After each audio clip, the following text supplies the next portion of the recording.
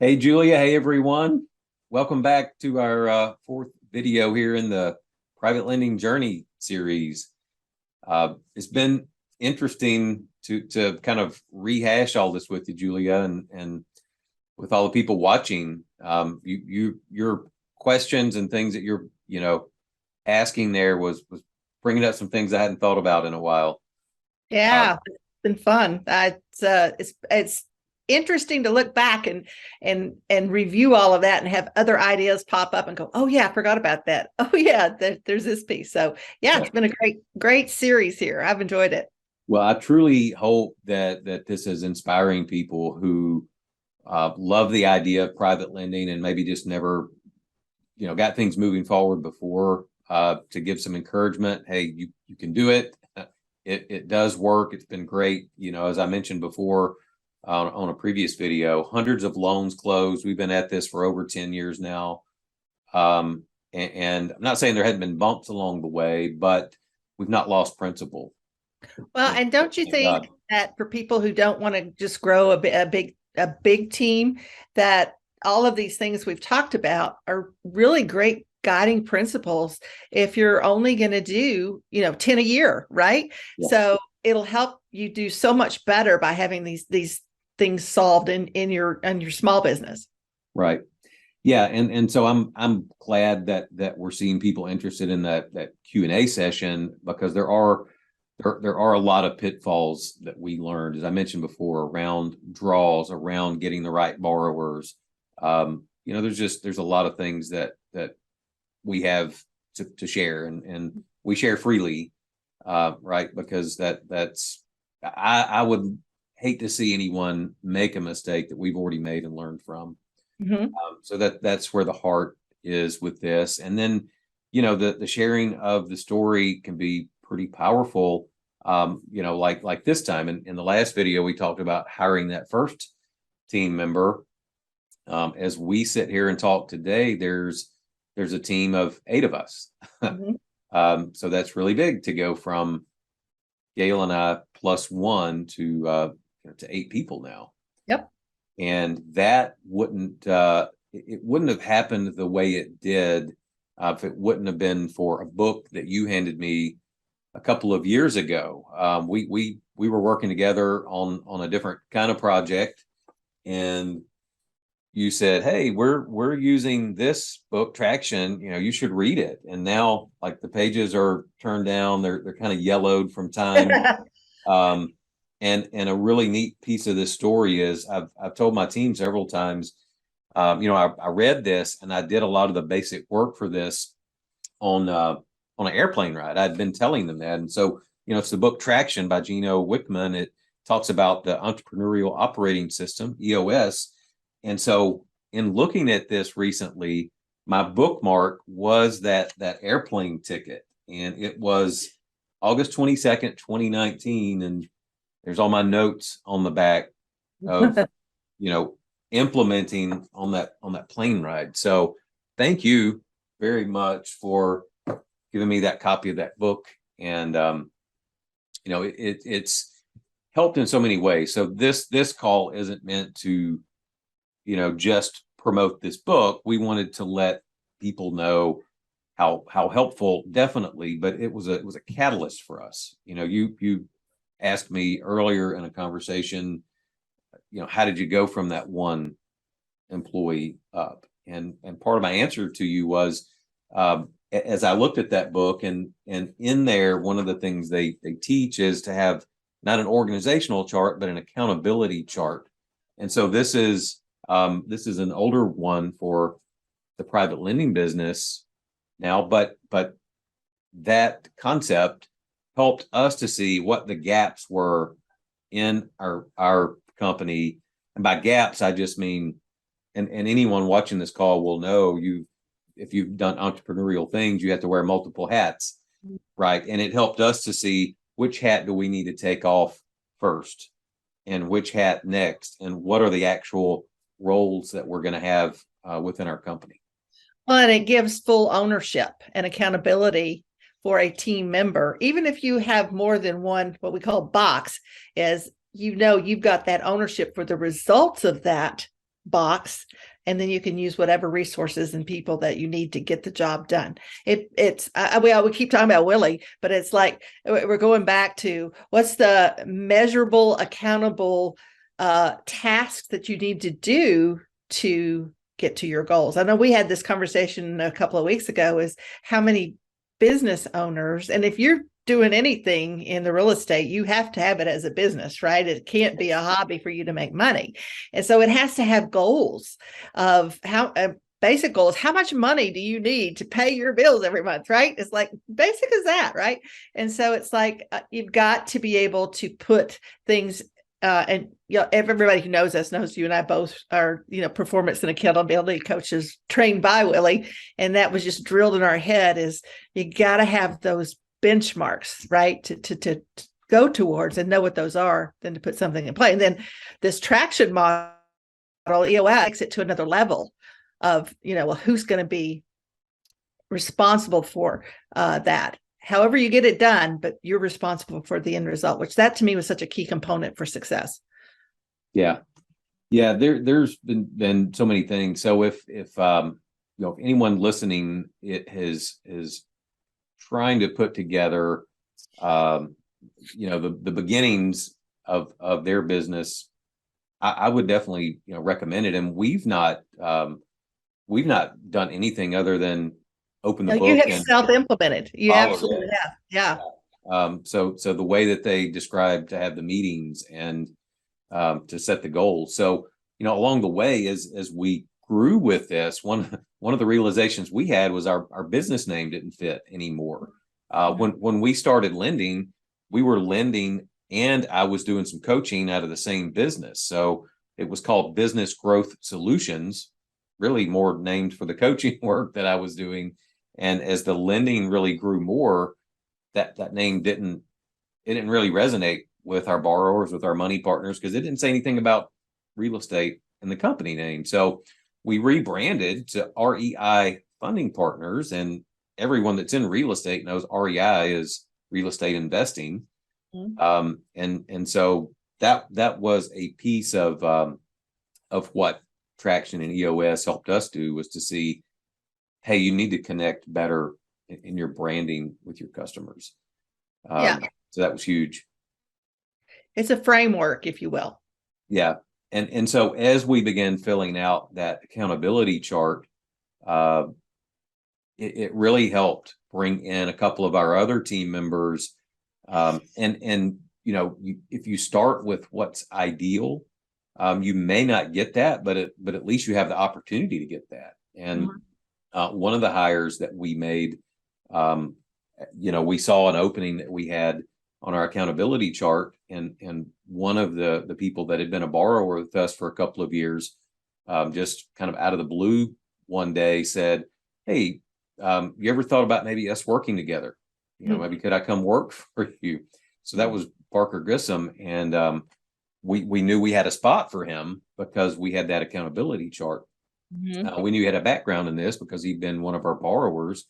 We knew, his integrity and his skill in real estate. And so he made a great team member. He's been with us for right at a year now. It's been a great fit. Another one, we needed a loan processor. We talked about Ashley earlier, but as she grew up through that position, and we needed her in a different leadership position. So we said, wow, an ideal loan processor would be somebody that's been in the industry for years and maybe has worked at a title company. Well, God opened the doors for Amanda to come work with us. She's got a lot of years in working at a title company, working for an attorney, and she loves doing loan processing. And wow, you just get great team member. We added a bookkeeper. She's been a great team member. Another nephew of mine, Jonathan, has done a really good job on our draw processing. And then that led up to, you were the latest one to join the team. And we knew that we had a space for you, in part because that accountability chart had an opening. And so you and I started chatting, and here we are. here we are. Yeah. And this whole, I mean, people kind of go, I don't need a system. I don't need that framework to do what I do. But what's super impressive to me is that as we all got together and we looked back on 2022, and you had gotten really, because you had team members, you got really into sort of the groove of doing the weekly meetings, of setting the rocks, of doing all these different things. And how much did you grow in 2022? Yeah, more than we thought. Yeah, right. Yeah, I was thinking it was like 50% growth. And then when we went back and looked in 2021, we loaned a total of 6 million. So about $500,000 a month on average. In 2022, we loaned over 12 million. So a little over $1 million a month loaned. And that's all with us. That's all our private capital, us. We're involved in every deal. We co-fund each deal. We have a piece of each deal, and then our money partners there. So this is not us selling any loans off. These are literally the 40 plus that we have on the books. And so, yeah, thanks to the blessing of God and the great team that we've put together, doubled the business from 2021 to 2022. And yeah, couldn't have done it without a team. That's for right. sure. We're looking to grow. I mean, that's kind of what we talked about. You and I've been talking for a little while. In fact, it's y'all, I have to share this. You may not want me to share this, but I was sitting in the parking lot waiting for my husband to have some dental work done, and I picked up my phone, and of its own volition, it called Ray Burkhalter. I was like, oh no. And so then I hung up. He called me right back. And since then, he and I have been chatting, and he's got he and I have, I don't know. We're soul partners, right? So we're Christian brothers and sisters, and we loved each other as people all these years, and Gail as well, and you and Bob as well. So it's been a great relationship all along. But it's like, well, are you ready to grow some more? And I know you were a little bit like, oh, I'm not sure I do. I was like, well, okay. So we talked through it, and now it's like we're ready to go grow, some more and help more communities, which I've always loved about real estate, and borrowers and money partners really work to success in their business. So yeah, we love to show the money partners the finished product with these houses, because they look great and they add so much value to the neighborhoods. It's really phenomenal. And we do, there's more growth that we're set for 2023. As we mentioned on our first video that we did on Facebook, that cash and credit frozen market that was kind of the lingo back in 2010, 11, even into 2012, right? Things are still kind of frozen up there. What are we looking at today with all the headlines, recession and this and this and this? We're at another similar point in the market cycle. I've seen commercial lending slow down. A lot of headlines with that. I've seen some of these nationwide lenders not be able to perform on some loans. We're seeing more deals come our way when other people can't perform, and we're coming through. So that window of opportunity that was there 10 years ago that did close, right? We heard from our mentors, hey, that's probably going to be a short window of opportunity. Close. It did.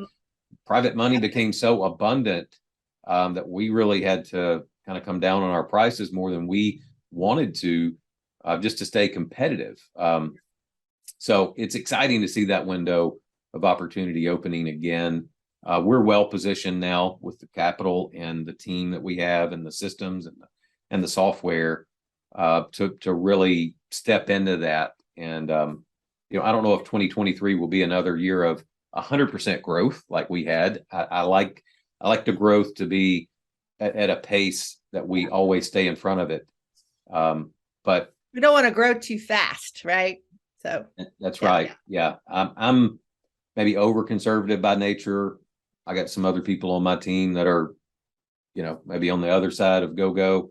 So we have a good balance of go and like, well, how are we going? So it works great to have that balance. I think another opportunity that's going to show up that we had in the prior market was the bank REOs. And to buy bank REOs, people are going to need ready cash, and that's where the whole private money piece comes in for a lot of people. Get in there, get it closed. If you're going to keep it, refinance it. So I think that's another window of opportunity that we'll have coming. I'm excited. I mean, I love real estate. I love it the way it cycles, and always be ready for the solution when it comes, right? Yeah, so. absolutely. And the nice thing is real estate it's a cycle. So you can kind of predict. And Alabama is one of the Alabama is one of the places where they're saying there's not so much volatility, and so it's a good market to be investing in.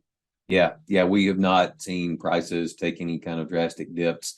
The days on market for things to sell has stretched out a little bit, but that happens. That was the first time that we had a time period where getting things under contract in a couple of days or a week had become the norm. So now it's just stretching back out a little bit. But yeah, there's a lot of things that we can share. I'm glad that the interest is there, so we're gonna get that Q&A call scheduled. A lot of tidbits and pitfalls and things like that we look forward to sharing with people. So yeah, and for me, it's like we love talking with. This has really spurred some memories in my mind, right? Sparked some things, and I know there's a lot of people on this that are watching this video that you and I both have either had in our workshops previously or connected with in some way. It's great to see, familiar names and faces pop back up. So we'd love to connect and chat, because you and I both love people, and we love, being of service somehow to people out here in our industry. So we'd love for y'all to reach back out to us. You're going to put how they can, right? Yep. We'll have that on the screen showing below or somewhere. We'll have that. But it is truly, kind of going back to the very beginning for just a second of the, our Facebook video. It is hard to take the concepts and implement them. It really is. Yes. So that's why it was worth the time for us to come together, do this, share what this journey looked like. To get our company built. And you may not want to do this at a scale that we're doing it.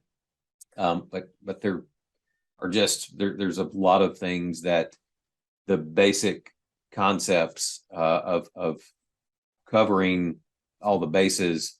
There's just some things you learn along the way of doing a couple of hundred loans. So just excited about sharing those. So if somebody does just want to do a couple of deals a year, at least maybe you can learn something of what to beware of. Yeah, what to look for. Yeah. So, Absolutely. And I'm super excited about us working together again and doing some great things going forward. So It's going to be a great year. So, anybody out there, if you want to connect, this video is going to, stay out there for a while. So we will have a question and answer time. We'll work up a date and a time for that. Let everyone know. But if you are watching this video after that occurs, definitely just reach out to us if you want to connect. We'll have the information here on the screen, and we'd just love to do that. So yeah, all right, really fun. Let's rock. Yeah, doing these 4. So we're gonna get back to doing loans. But yes, we are. Great to spend this time with you. Great to have you all join us for these 4 video sessions. And we just look forward to getting the chance to connect or reconnect, whatever the case may be. Yeah. God bless. All right. Thank you. Take care. Bye-bye.